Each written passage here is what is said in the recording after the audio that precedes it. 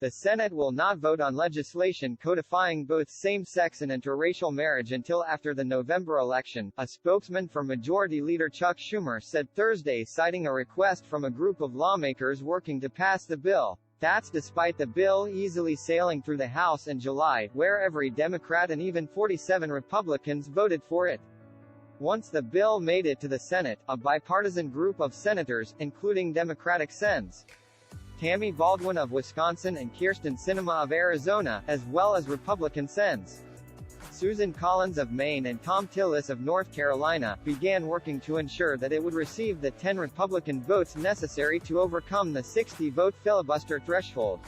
That included an amendment making clear that the bill will not infringe on religious liberty, though the text has yet to be released as of Thursday.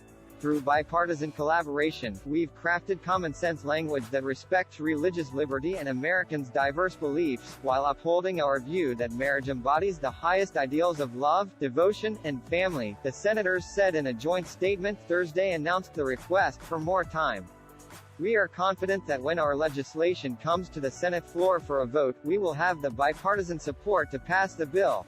A vote on the bill had originally been planned for Monday. Now, the delay in the vote timing could give Republican senators cover to vote for a measure unpopular with more socially conservative GOP voters following the contentious midterm election. In a statement, Schumer spokesman Justin Goodman said the majority leader was extremely disappointed that there aren't 10 Republicans in the Senate willing to vote yes on marriage equality legislation at this time. Just like he has persisted for the last 2 years on legislation that no one thought could pass, Leader Schumer will not give up and will hold the bipartisan group to their promise that the votes to pass this marriage equality legislation will be there after the election, he added. The bill was originally passed by the House in July following concerns that same-sex marriage, which became legal nationwide following the Supreme Court's ruling in Obergefell v. Hodges in 2015, was now at risk in light of the overturning of Roe v. Wade. In future cases, we should reconsider all of this court's substantive due process precedents, including Griswold, Lawrence, and Obergefell, wrote conservative Justice Clarence Thomas in a concurring opinion to the June ruling. In interviews with Insider at the Capitol this week, 2 gay House members, Democratic Reps. Mark Pocan of Wisconsin and David Cicilline of Rhode Island, defended the way the Senate is handling the issue, despite the delays.